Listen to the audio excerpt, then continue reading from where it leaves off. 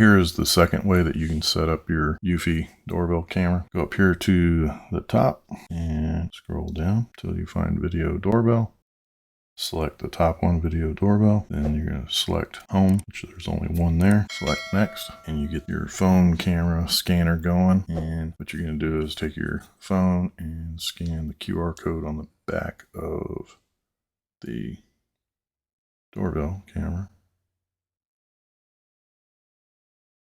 And then this time, I'm going to connect with Homebase, and Homebase is the Eufy Homebase. So we're going to select the bottom one, and that was Homebase saying that it was ready to add device. So now on the back of the camera, you're going to press and hold sync, get a beep, and then you're going to select next. Now the phone is going to generate a QR code.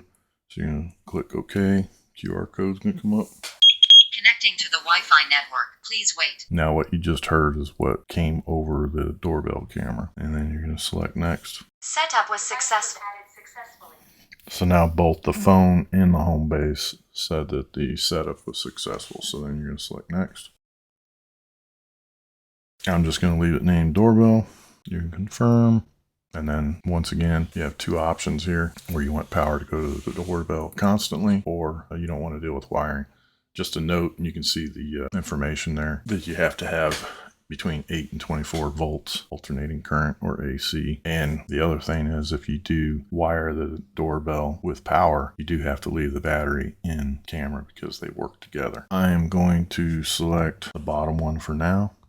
Select OK. And then again, this is just going to go through all the steps that we already went through. I'm going to skip. And then here's where there's some preliminary things that you have to select whether you want or not. And this is just as far as the notification. Most efficient, include a thumbnail or full effect. Most efficient is you're just going to get a notification. The second one, it's basically going to have a thumbnail of whatever was captured at the time, and you'll get that notification. And then the bottom one is notification of the thumbnail and some video footage. I'm going to select next. And then as far as motion detection, you need to select one of these. Just keep in mind that depending on which one you select, like if you select frequent motion detection, it's basically watching all the time, and you're going to end up getting the shortest battery life. Balanced is going to be somewhere in the middle as far as your battery life, and then you can disable motion detection altogether. And then basically it's just the doorbell button that works, but only when you push it and it'll start recording. Next, audio settings. You can turn these on or off. And then here's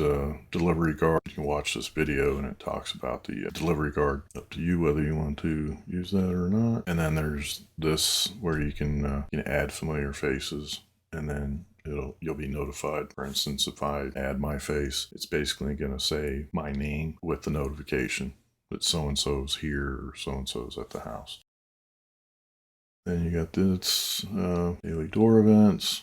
Click OK, and then as far as sharing, I mentioned it in the previous video. You can invite whoever you want, but just keep in mind the more people that have control or who are sharing the device, you may turn it off and they may turn it on right away, and there's no notification that anybody has turned the device on or off. So you may be undoing what somebody else did. And other reasons why you may turn cameras on or off is, for instance, if you're doing some work outside and you keep getting notifications, you may just want to turn the device off until you get finished with your work. Otherwise, you're just going to get annoyed by all the notifications. All right, so now we're going to select skip.